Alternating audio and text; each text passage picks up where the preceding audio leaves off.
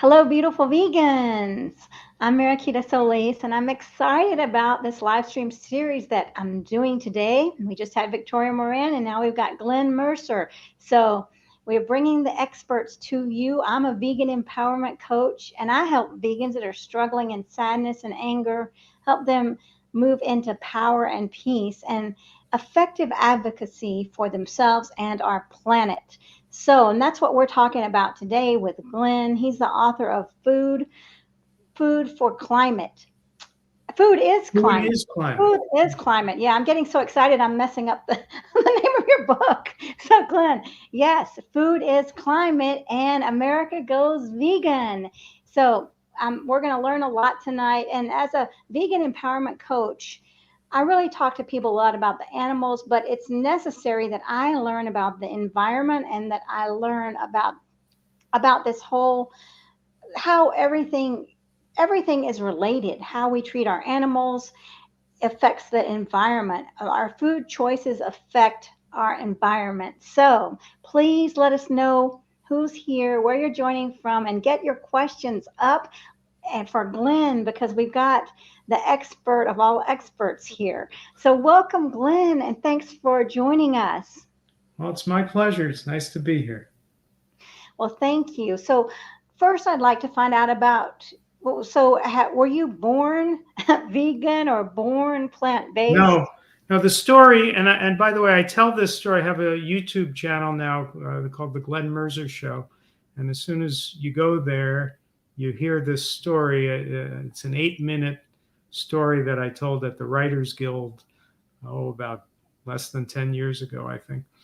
Um, the story was that my mother decided to raise me as a vegetarian when she was pregnant with me. So she was determined to raise me as a vegetarian until the doctor talked her out of it.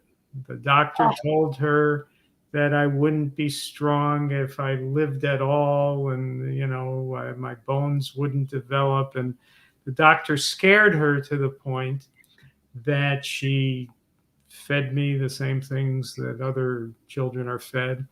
And I grew up eating McDonald's and eating a terrible diet. Um, but I discovered, I think around when I was 17, that my mother had tried to raise me as a vegetarian, and I said, "Well, I don't understand, Mom. Why did you do that? You're not a vegetarian. Dad's not a vegetarian. My sister Sheila wasn't a vegetarian. Why were you going to raise me as a vegetarian?" And she said, "Because when I was pregnant with you, Glen, you felt like a vegetarian." So I have no further explanation, but that's what she said. wow, I love that. So yeah, that she really listened to her body. So that's that's I guess amazing. so. It's quite a sensitive body. Yes, I love that. I love that. So, and that's what I talk about in my coaching. Listen, listen, because our bodies are telling us, and especially with the foods that we eat, when we eat whole food, plant based, our bodies love that. It's the natural way of eating. So, Uh-huh. yeah. So, and we got some nice comments. We've got Vegan Pundit here, hand waving. Seattle, love your work, Glenn. Thanks for Well, joining us. thank you, Vegan Pundit. and she's and they say that looking forward to your YouTube channel. Yeah, so everyone go there and Yeah. subscribe to Glenn's channel. What is it again, Glenn? It's the Glen Merzer Show on YouTube. And I just did an interview with a fellow named Jeff Palmer. And he just told an amazing story. It's just very proud of that interview. So Oh, yeah, I love Jeff. it was just launched today. Oh, you know Jeff? Yes, Yeah, he's been on fascinating here. guy. He is. I love his story. He has a great Mm, story when he yeah. saw someone that was just really radiating and he said, I want what she has, right? Right. Right. We Yeah. all can be examples. I mean, definitely. So, yes, everyone check that out. And please subscribe here if you're watching because we got to get together. We got to watch these experts, and you are an expert. I mean, all of us here are experts in our own area, so we need to help collaborate together. So, Glenn, that's very interesting about your mom. And so, what about your family now? Are they? And did your parents ever go vegan? Well, when my parents were elderly, I was living in California with my wife, and I brought my parents from Florida to California to take care of them. So they became vegan then, willy nilly. But my mother, I tell this story. I have a book called Own Your Health, which is a book about nutrition. And where is it? There it is. Own Your Health. And in that book, I tell the story about how my parents saved each other's lives. And my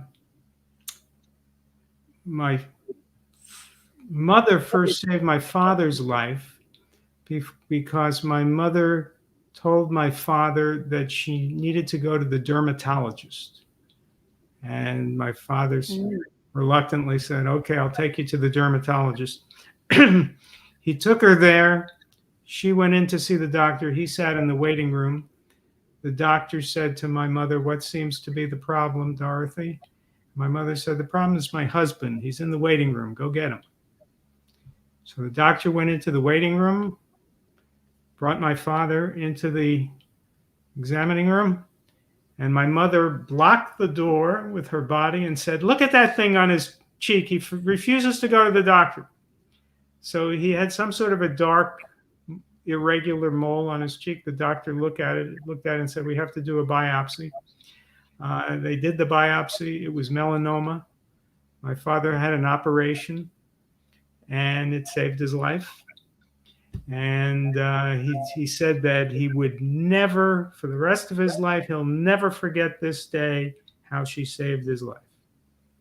Oh, that's a powerful story. Then they retired from New York to Florida. One day I go to visit them, and they get in some spat. You know how spouses do, from time to time over nothing. They start yelling at each other. And I say, Pop, remember that day in New York when you kissed Mom on the street? You said you'll never forget for the rest of your life that she saved your life? And he said, "Doesn't ring a bell."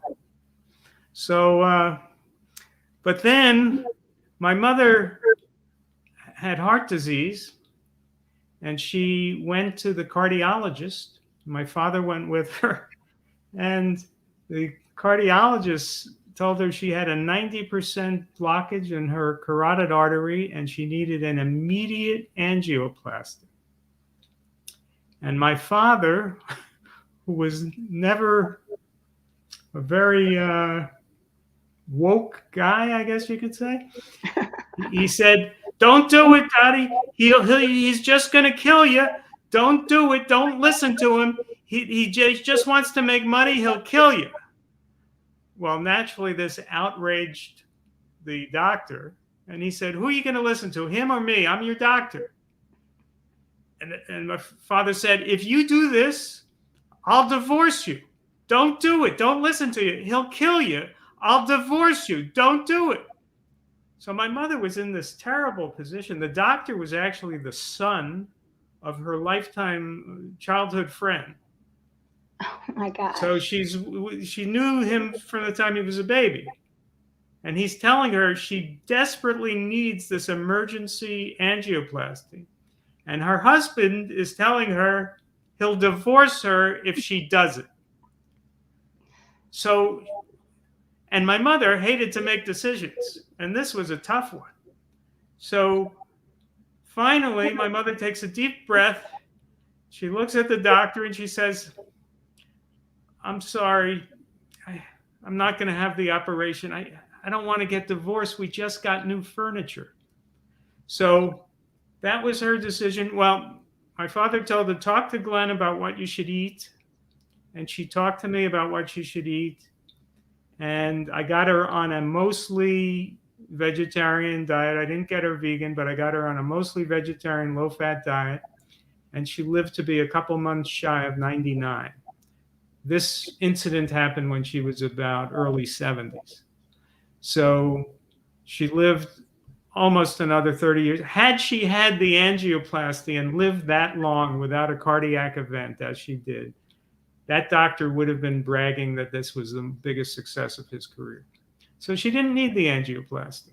she needed to eat right, and listening to my father was even though my father didn't do it in a very sensitive way, it was the right thing to do, to avoid that operation and to just to eat right. Well, thank goodness that you were in the know by then, right? When did you become in the know? Well, I became a vegetarian at 17 to try to escape the heart disease that ran rampant in my family. The cholesterol problem in my family was so bad and the heart disease was so bad that even becoming a vegetarian wasn't nearly enough because, stupidly, when I was 17, I listened to some obese relatives who said, "Where are you going to get your protein?" And they scared me, so I kept eating cheese. And I Mm. ate cheese until my early to mid 30s. It was the only animal food I ate. Didn't eat eggs, didn't eat any meat or fish, chicken, whatever. But I did have cheese to make sure I got my protein. Very, very stupid. And and then in my early to mid 30s, I started to feel chest pains. And I could have done what normal people would do and go to the cardiologist. But instead, I just thought about it. I said, well, I'm not eating meat because of the saturated fat and cholesterol, but I'm eating cheese, which is saturated fat and cholesterol. So I'm just eating liquid meat. So instead of going to the doctor, I just stopped eating cheese and I never had a heart pain again. So I think I was developing heart disease just off the cheese. And maybe the fact, too, in those days I had oil, which isn't healthy. So it was a gradual thing for me. At 17, I became a vegetarian. My mid 30s, I became a vegan. And it wasn't until maybe I was 50 or so that I gave up oil, as much as possible. And so my diet has been improving over the years. Wonderful. Yes, that's amazing. And so improving so much you could help your mom who helped you. Yeah. So, yeah, and help your dad. That's wonderful. So, when did you make the connection with the climate, that the food and the climate are interconnected? Well, the first book I wrote was Mad Cowboy with Howard Lyman. It was Oh, I love Howard's story. And until I wrote with Howard Mad Cowboy, my attitude was always that I was being a vegetarian and then a vegan for my health. And if other people, wanted to eat meat, I didn't argue with them. I was what I call now a shy vegan. Wasn't interested in influencing other people's diets. I was just trying to keep myself healthy. When I worked with Howard, Howard was a fourth generation cattle rancher and dairy farmer from Montana. And when he told me his story, how he had destroyed the land, you know, uh, doing chemical agriculture, and there were no longer worms in the soil and birds, and these modern farm operations are just a disaster for the environment. I began to feel, though, it is important that people go vegan. It is important that people try to eat organic for the earth. So I stopped being a shy vegan. But I didn't know back in '98 when Mad Cowboy came out that it's not just the land and the water, which is enough, and the air. It's the climate. And I don't remember when I started to make the connection to the climate, but maybe it was when the UN report came out, Livestock's Long Shadow, that said that animal agriculture was responsible for 18% of greenhouse gases. I guess that's when I first learned of it. So at that point, I thought 18%, that's significant. Then some years later, the FAO revised it down to 14.5%, not 15, 14.5, because they had gotten some flack from animal agriculture industries around the world. So they decided to lower it. They recalculate. Ah, So they brought it down to 14.5%. And then I learned of a fellow named Dr. Silas Rao, who's now my good friend, who was saying that animal agriculture was the leading cause of climate change and is actually responsible for upwards of 87% of greenhouse gases. And I thought 87%, that's a long way from 18% or 15%, 87%. So I contacted him to learn his arguments firsthand. And he had me convinced and still has me convinced. And the big difference, there are several factors involved, but the big difference is what's called carbon opportunity cost. In other words, if you simply assume that the world must be as it is, in which 40% of the Earth's land surface is grazed, cattle, sheep, goats, and if you assume that people must eat fish, and so we must have these industrial fishing operations, then if you ask yourself what's the leading cause of climate change, and you haven't opened yourself to the possibility that people don't need to eat meat, well, then you could make an argument that the leading cause of climate change is fossil fuels, because the other stuff we can't change it. But of course, we can change it. We don't need to eat cows and sheep and goats. We don't need to eat fish. So when you open yourself up to that possibility, then you open yourself up to the possibility that the 40% of the Earth's land surface that's currently grazed could be rewilded. We can have forest on much of that land, and where we can't have forest, we can have grassland that could be much more heavily vegetated than it is now. We can stop having these pasture maintenance fires that they set every year to burn every piece of vegetation that the cows don't eat. And so if you open yourself up to that possibility, then you ask, well, then how many new trees, how much new vegetation could we have, and how much carbon dioxide could be sequestered by the rewilded Earth? And how much carbon dioxide could be sequestered by healthy oceans with renewed whale populations and sea mammal populations and fish populations? And the answer is the oceans would be able to be a much more effective carbon sink, and the Earth could have 1 trillion or more trees. And when you factor in all that carbon sequestration, then it comes to the fact that animal agriculture, which is responsible for the fact that we don't have those forests and that vegetation, and we don't have healthy oceans, animal agriculture is then responsible for at least 86% of, or 87% of greenhouse gases, and probably far more. In fact, Silas did a recent calculation because the IPCC, the Intergovernmental Panel on Climate Change, changed their calculation of how much carbon is stored in the earth and the root systems of trees versus the above ground trees.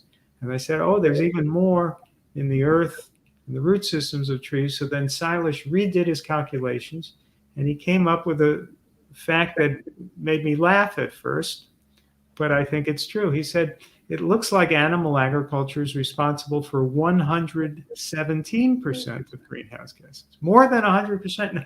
Now, how can it be more than 100%? You would think that 100% is all there can be. But no, what they're talking about is the amount of greenhouse gases that goes into the atmosphere every year. And if there could be so much sequestration that it could be more than that amount, then animal agriculture can be, and probably is, responsible for more than 100% of greenhouse gases emitted annually. And in fact, we want to have a solution that's more than 100%, because that's how you draw down carbon dioxide. It's like having a surplus. Nobody would say that you can't possibly have a surplus of the government spending. You can have a budget surplus. So we can have a surplus by drawing down more carbon dioxide than we're emitting, and we could do that by stopping the foolishness of eating animals.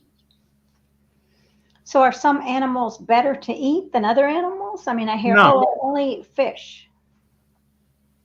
No animals are good to eat. The chimps eat termites. Maybe you can make a case for termites. Well, what about when I go to the store, I see sustainable fishing. What do you say to There's no that? such thing. It's a hoax. You don't even know what fish you're eating. They've done consumer reports. I think the majority of fish that are labeled are mislabeled. And there's no way to make any fishing sustainable. And there's no such thing as sustainable regenerative beef or any of that nonsense. In fact, the regenerative meat, the allegedly regenerative meat, is actually worse for the environment than the feedlot beef. Now, So take what that is the because regenerative meat? What is that exactly? regenerative beef, right? So you got your conventional feedlot beef where they cram together thousands of cattle, and they use pesticides and antibiotics and so forth. Then there's this alternative, this hoax called regenerative beef, where they, on happy farms, they let the cows roam. That's nice. And then they move from paddock to paddock, eating the grass, being treated kindly, and their waste allegedly replenishes the soil more than any other form of manure in the history of manure. And the advocates of this regenerative animal farming claim that this is the magical way to restore the earth. The problem is, well, there are many problems, but first of all, the amount of beef that Americans eat is 99% conventional beef, 1% grass-fed. And I don't know what fraction of the grass-fed is this regenerative beef, but it's probably a fraction of the 1%. So you're talking about a minuscule amount of the meat that people are actually eating is raised this way. Now you say, but if it's good, then why don't we raise all our meat that way? Because if we did, we would need 7 to 10 planet Earths. There just isn't enough room. On top of that, the cattle raised this way, when they eat their natural diet grass, they belch more methane than the cows do on the feedlots, and they live longer because since they're getting some exercise, they take longer to reach their so-called finishing weight. So when they live longer, they again belch more methane. So, the animal agriculture industry is looking for some kind of solution to the belching of methane, and their latest is to put masks on the cows. But I don't know if the regenerative people who are trying to be so natural would want to put masks on their cows. But in any case, it's a hoax. And then after they're treated so nicely, and maybe they're named and petted and moved from paddock to paddock, they're then sent to the same slaughterhouses as the feedlot beef. So, in the end, they're not really being treated so kindly. Well, yeah, and I know that somebody pointed out before that was even worse because they're being betrayed. Even You could think of it that way, yeah. Gee, I thought you were my friend. Right, exactly. Yes. And we got some comments over here. Stephanie's saying my journey to eating a whole food plant-based diet has been gradual as well. Yes, and that's the way it is for me too, gradual. And we got Linda, this book is fantastic. Yes. So, and we got a question here. Do you think we are past the point of no return, from Nancy Nice? Everybody's got such good last names there. You had Treasure and Nice. You have wonderful followers. Are we past the point of no return? My good friend now, Dr. Silas Rao, who's the one who informed me so much about the effect of animal agriculture on climate change. He's an optimist, and he thinks we're not past the point of no return, that if the world goes vegan, which he says we've got to make happen in the next 3 years or so, then everything gets better, and everything will get better very quickly. So who am I to contradict Dr. Silas Rao? I'm not going to contradict that man's optimism. So let's just say we just have to go forward and do our best and try to get everyone vegan. Now, here's my plan for getting everyone vegan, which is everyone gets a copy of my book, America Goes Vegan. Everybody reads it and then gives it to a friend who's not vegan. And then when they read it, then eventually America goes vegan. After America goes vegan, then the whole world goes vegan, because the world follows America. Not every country, but a lot of countries follow our lead. And then after the world goes vegan, the climate starts to cool. And then we have a concert in Central Park to celebrate, starring Paul McCartney. So the tickets are not yet available, but that's my plan. And, it's like a 7-step plan, but you have to start by reading the book. That's a great plan. I'm behind you on that. Well, thank you. Here, we got another question. Is it climate change danger that will change things? I'm not sure I understand that question. I could say this, we've just had record-breaking heat on the earth in the last week, day after day after day. We keep breaking our own records. I could guarantee you we're going to keep breaking those records. So, I think what the question means is, will these terrible climate events force political change or cultural change? And I hope so. I hope so. I hope that people get scared enough and recognize reality enough that they change. My frustration is that we have two political parties. One party, for the most part, denies climate change. They say, the climate's always changing. Yeah, we've had a stable climate for 10,000 years. And then you see the carbon dioxide going up in the atmosphere like a hockey stick, So that's just craziness to deny the reality. The other party says, we have to do something about this. We must stop burning fossil fuels.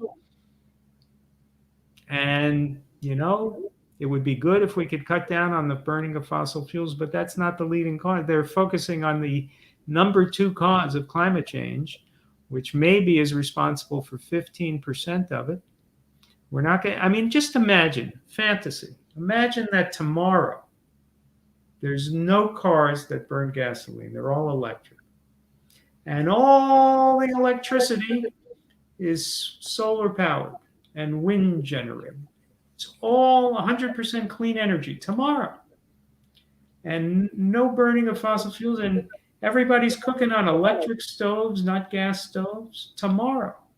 And the airplanes, this is amazing, but overnight, they're going to become solar airplanes. Amazing. So you have this fantasy that tomorrow, no more burning of fossil fuels.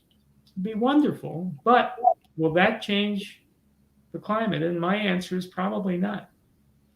I doubt if it will slow climate change noticeably. Why not? Because we're still going to have 1.5 billion cows belching methane. And methane is 130 times as powerful a greenhouse gas as carbon dioxide. We're still going to be raping the oceans and killing all life in the oceans, and the fishing operations trawling up the bottom of the oceans, trawling up carbon. You're still going to have nitrous oxide from fertilizers, 300 times as powerful a greenhouse gas as carbon dioxide, used to grow the grains to feed to the cows and the chickens that we eat. Still going to have the manure that gives off nitrous oxide. and methane. So if you still have animal agriculture, and you're still going to have the raising of forests, as we've done in the Amazon, to make room for the animals. And you're still going to be burning the earth with all the cow grazing.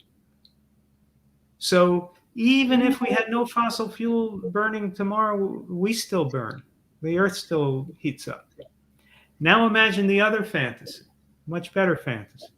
Tomorrow, everybody goes vegan. Tomorrow, we stop with this stupid grazing and the stupid eating of animals. So tomorrow, animal agriculture ends. Well, then what happens? 40% of the earth gets rewilded. The oceans get protected. The phytoplankton populations get restored. The fish get restored. The sea mammals get restored. And the whales get restored. And the sea forests get restored. And we will be drawing down so much carbon dioxide that we can keep flying in our airplanes. And we can keep driving cars. Better to drive electric, but we can keep driving cars. We can still have gas stoves. Maybe you're better off with an electric stove, but we can. In other words, we can still burn some fossil fuels. It's always better to cut down, but we can still burn some fossil fuels and keep modern society going as long as we end the foolishness of eating animals. So, those are two fantasies. Neither one is really going to happen tomorrow. But the only one that works is the fantasy that tomorrow the world goes vegan. The other fantasy doesn't even work, even if it happened. Right. Yes. And so I love, and Cheryl, who is an author of children's vegan books, is saying, love the book share idea. And I love it too, right? If we all just were able to get one person to go vegan, we might say that's not much, but it is a tremendous amount of people. So we have a lot of power. And so here's another comment by Ellen. Did Glenn ever see the movie Soylent Green from the 70s? It was set in the year 2023. Oh, was it set in the year 2023? Well, I'm getting old. I remember seeing it as a kid. I don't remember it too well, but I remember it had something to do with people eating people, as I recall, which isn't healthy, by the way. You don't want to do that. No, I don't really. Yeah, you're right. And it doesn't seem like there's very much difference between people eating people and people eating cows to me. But anyway, that's my little take on it. So let's see. We got some other comments too. Angela Fischetti. Oh, wow. Angela is really in the know here. This is inside baseball. The collaboration is going very well, and that book should be out before the end of the year. It's going to be a terrific book, a one-of-a-kind book by Shada. Is there a name or not yet a name? I don't know if I'm allowed to disclose that yet, but It's going to be a wonderful book by Shada and Gustavo, a one-of-a-kind book. All right, we'll keep that under wraps, but we're looking for that. And so what about the dead zones in the ocean? Can you tell me more about that? I mean, is it too late? And so when people are out there fishing, this wonderful fishing that's sustainable, what's happening to our oceans? Well, the oceans are being killed by agriculture. It's the runoff from the animal waste and from the fertilizers. So if we didn't have animal agriculture, we wouldn't have all that animal waste, and we wouldn't be using nearly as much fertilizer. So, every problem gets traced back to animal agriculture. Silas said to me once, there's nothing that doesn't improve once you stop animal agriculture. Everything improves. The quality of the air, the quality of the soil, the quality of the water, the climate, the forests, and I would argue human civilization too, because the violence that is implicit in our animal-based diet is something that I think affects human behavior. We're eating animals whose last moments were full of fear, and we're ingesting those fear poisons, and we're denying the reality that the animal foods we eat were created with violence. And somehow that violence, I think, leads to human violence. I can't prove it, but I think it's true. And certainly it destroys our health. That I can prove, and others have proven. So we know that eating animals and eating bovine lactation is terribly destructive to human health. And it causes inflammation in the body, it causes heart disease, it causes cancer, it causes diabetes. It's just the stupidest thing people can do is eat these animal products. And this industry is the most destructive industry on earth. They are, and they call the people in this business, the people who raise the animals, they call them farmers. Chicken farmers, poultry farmers, cattle farmers. How are they farmers? Farmers create food. They're taking grain and then turning it into meat so you have less food. They're anti-farmers. So this is a pointless industry. This is an industry that is making people hungrier, creating hunger in the world, making people sick. And the only ones it's good for is the medical industrial complex that makes money off people's illnesses.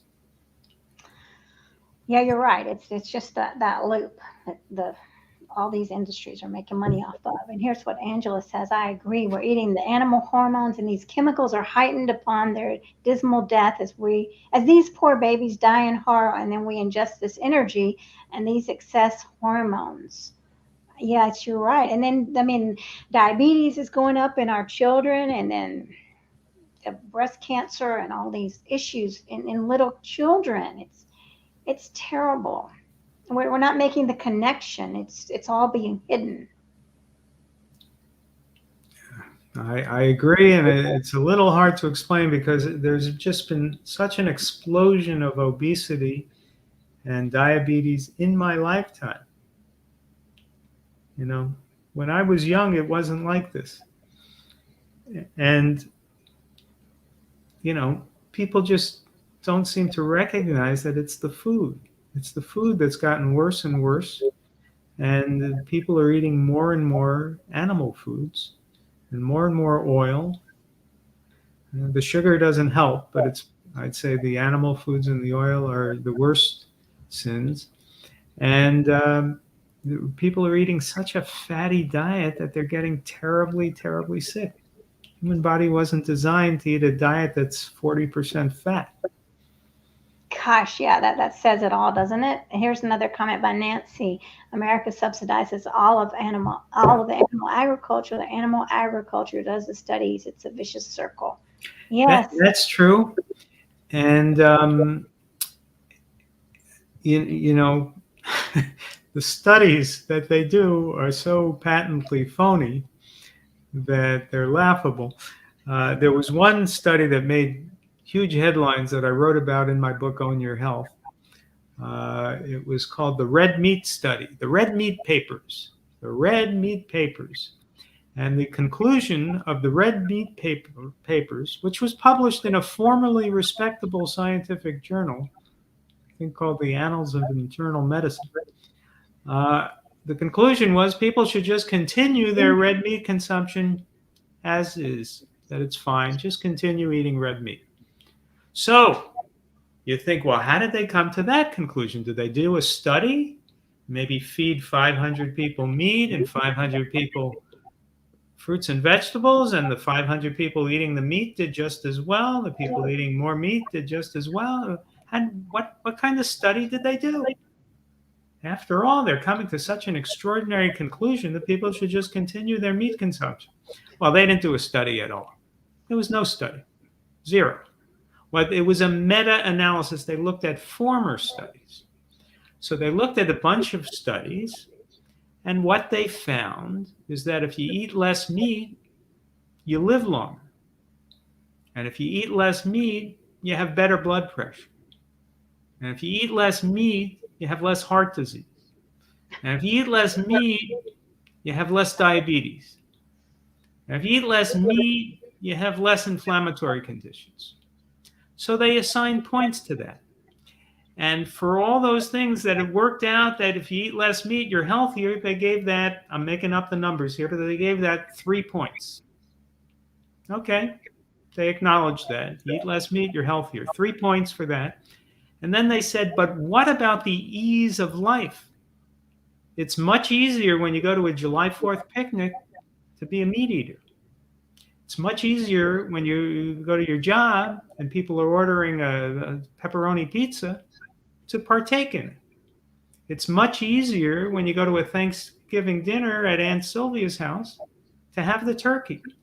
So since all of that is much easier, let's factor in the cultural ease and the daily satisfaction of life. And let's give that, I'm making up the number here, 47 points. So they gave that a lot of points. The ease of daily life of not being a vegan compared to all the health benefits of being a vegan, and they decided continue eating meat. It gets more points. That I swear to you that the study was that insane. I mean, it sounds like I'm making it up, but I swear to you, that was the study that made international headlines. Doctors, scientists say continue eating meat. Well, I'm not surprised, that's for sure. Sadly, I'm not surprised. And we got Angela again saying, out of all the research Glen explored for his book, Food is Climate, which bit of information was the most shocking once he found out the truth? You know, as I was writing Food is Climate, I watched the movie Seaspiracy to learn something about the industrial fishing business. And the most shocking thing I saw was that in their, what they call their bycatch, when they're trying to get tuna or something, but they get a lot of other fish, they tend to catch a lot of dolphins. Now, people don't eat dolphins.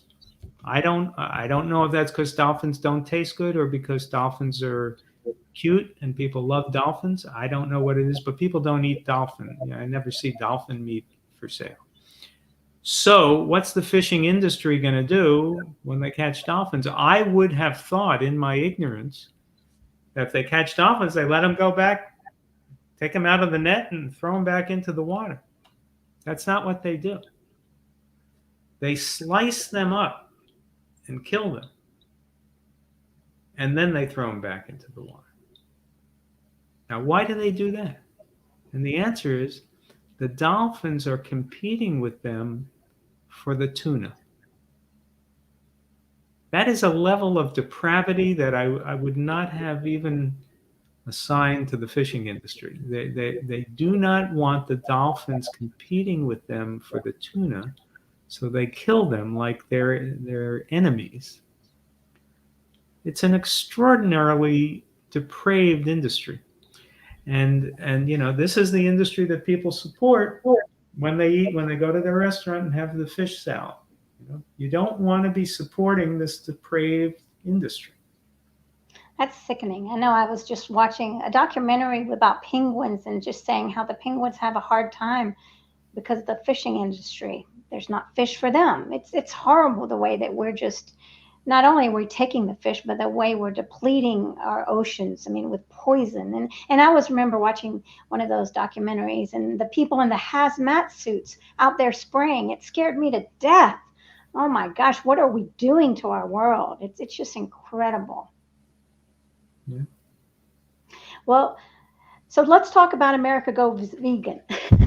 So everyone is going to get the book and we're going to share it with someone else. What is it about this book, I mean, that we're going to really learn? I mean, tell us about your collaborator in the book. Well, Tracy Childs is a culinary magician and she did the recipes. And the recipes are focused on American comfort foods. Foods like mac and cheese and pizza and burgers, all kinds of chocolate chip cookies and, you know, things that Americans love to eat. But they're all made healthy. So this is a way that, you can still go to your July 4th picnic, but you could bring the purple plant burger, and you could bring the mac and cheese, and you could bring your healthy vegan chocolate chip cookies or cupcakes, and have traditional American comfort foods Americans love to eat. And so the book is designed to try to help Americans go vegan by saying you're not going to be deprived of what you love. You're just going to have healthy versions of it. And that's what we need. I was asking a friend of mine that's really struggling with going vegan. I mean, what is it that's stopping you? And it's the affordability, like of ice cream. They cost so much compared to just $2 or $3 for the other You brands. can make nice cream with frozen bananas. That's what I do. The frozen bananas, it's so wonderful. I just had that last night. I asked my wife, was there any sweetener in this? Maples? No, just the bananas. Just frozen bananas make such a sweet dessert. And it tastes to me just like I remember ice cream. I haven't had ice cream in I don't know how many years, traditional ice cream. But it tastes to me just like I remember how ice cream tasted, even better probably. And it's just sweetened with bananas. So you can have just fruit. The ice cream I had last night was made with cherries and frozen bananas. And some cocoa. So it was like chocolate cherry nice cream. And it was just wonderful. So there's no sacrifice involved here.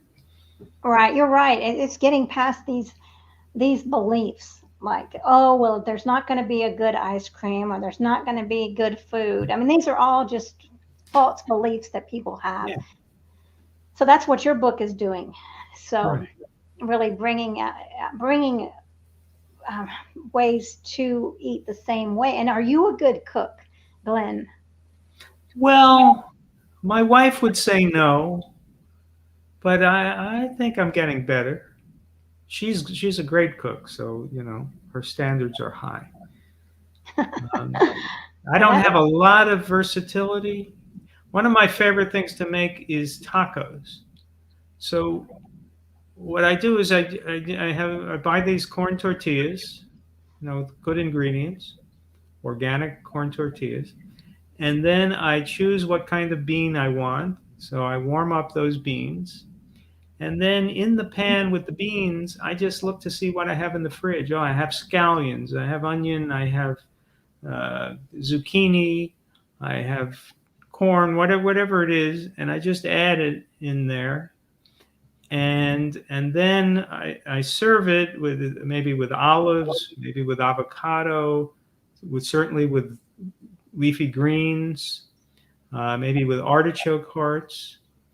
And then as I'm eating my bean taco, I remember reading that the average American has trouble getting their recommended 5 fruits and vegetables per day. In fact, on average, they get something like one and a half. And of their 1.5 fruits and vegetables per day, it's usually French fries is one of them. And I'm looking at my burrito. I got zucchini, I got onion, I got scallion, I got leafy greens, I got tomato, I got avocado. In my burrito, in my taco, I will have 8 to 10. And I think, what's hard about this? Or I'll make oatmeal in the morning, and I'll put it on a bed of lettuce. So I get some leafy greens. And then I'll put blueberries and strawberries and, raspberries and maybe banana. And I'll say, well, that's 5 or 6 right there. So I'm having 20, 25 fruits and vegetables a day. And they're struggling to have 1.5 and it's French fries. It's mind-boggling to me. What are they eating? I know. What are they eating? That's a very good question. You're right. And then when we think about like, oh, where's the protein? And then we find out that it's really fiber that Americans are deficient in. Right. like 90 something, I don't know if it's 96 or 98% of Americans are deficient in fiber. And Yeah. it's incredible. Yes, it's sad. And, But then it's the USDA, which of course is essentially a group that advocates the interests of the farmers, but it's the USDA that makes our dietary recommendations. You know, what used to be called the food pyramid, and now they call it the food plate. And they recommend, I think I'm not sure if they're still on 5 to 7 fruits and vegetables per day, but it's like they're putting an upper limit on it. Why are they putting an upper limit on it? Did anybody ever go to the hospital for having 12 fruits and vegetables?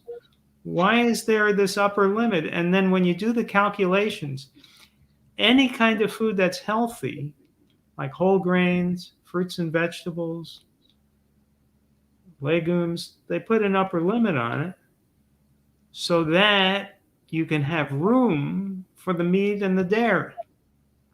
The dairy, they made their own, it's its own food group.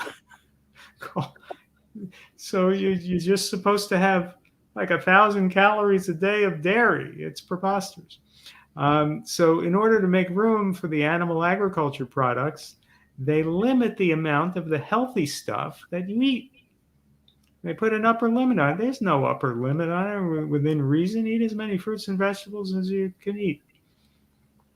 it's incredible. I know. And it's just like people are not making the connection between the foods and health, and then the foods and even the rivers and the streams, and the animal agriculture waste. I mean, where's the sewer system for the animal agriculture, for these? Well, sometimes you hear bad news in the news broadcasts about vegetable products like lettuce or tomatoes that are contaminated with E. coli.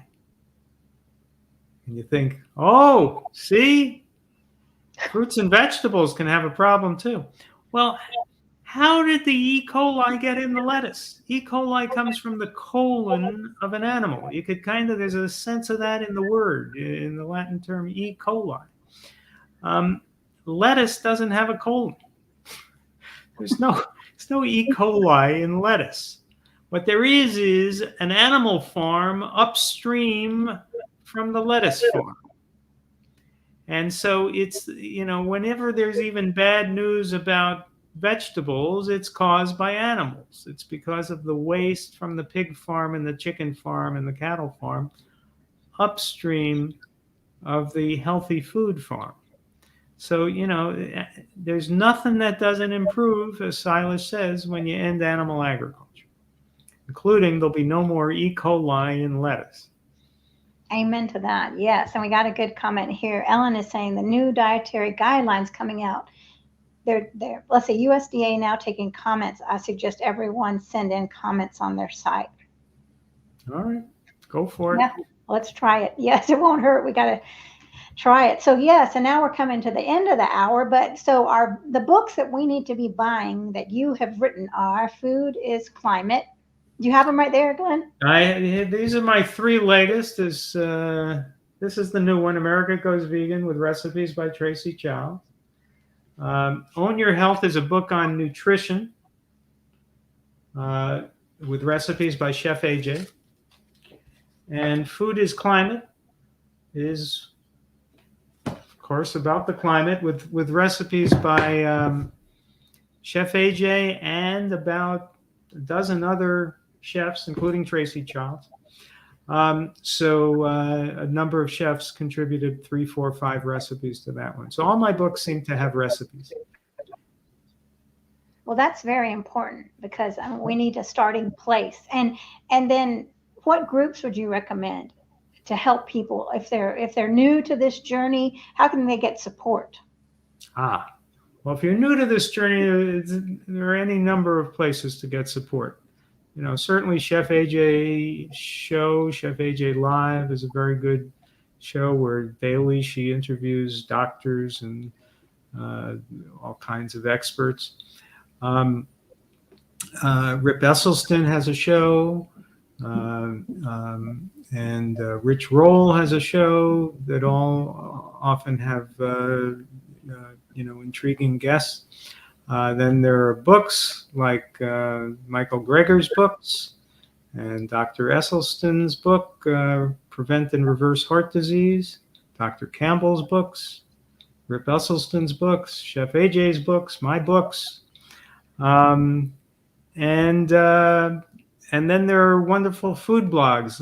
My new friend Shane Martin has a blog called shaneandsimple.com with great recipes. Tracy Childs has tracysrealfoods.com. So you will find many wonderful sources out there. But what you have to be aware is not every food blogger is about health, right?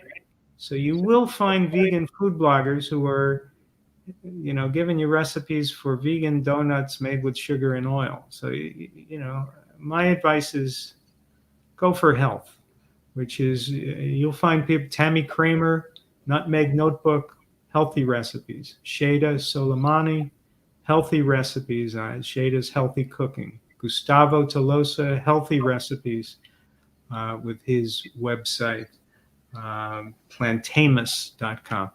So look for food bloggers who are cooking without oil, cooking healthy, and then there are any number of wonderful books. I'm partial to mine, but there are any number of others. John Robbins's books, Dr. Greger's books, Dr. Esselstyn's book. There are just many. It's not hard to find the information.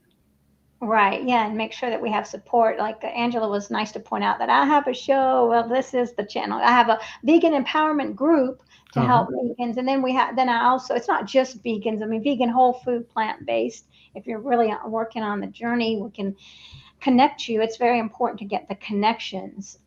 Here's something else Angela's saying. Stacy. Yes, Stacy. There Urban you go. There are many more. Right. Yes. Yes. And Be Green with Amy, Sid Notter of the Plan A diet. Yes. There's a lot of wonderful support. So, I mean, you've got to go out. Well, Your World, Dylan. I like him. He's funny and it seems very quick, his recipes. Well, Your World, YouTube, right? Or it's not just YouTube. Does he have other things? It's a website as well. Okay. Yeah. So great. So now we're all going to get the books. We're going to get the books out, especially for birthdays, Christmas, and we're going to change this. We've got 3 years to make a difference. 3 years. Silas gives us 3 years. All right. To turn America vegan and the world. We can do it. We can do it. Yes. Thank you for your lead, Glenn. This has just been Mariquita. Amazing. Yes. And thanks everybody for watching. And where can they find you? Well, again, please go to my YouTube channel, which is the Glen Merzer Show on YouTube. Check out my interview with Jeff Palmer that just was posted. Please subscribe. It doesn't hurt you to subscribe, and it helps. I'm trying to get to 2 million subscribers, and I'm a little bit shy right now.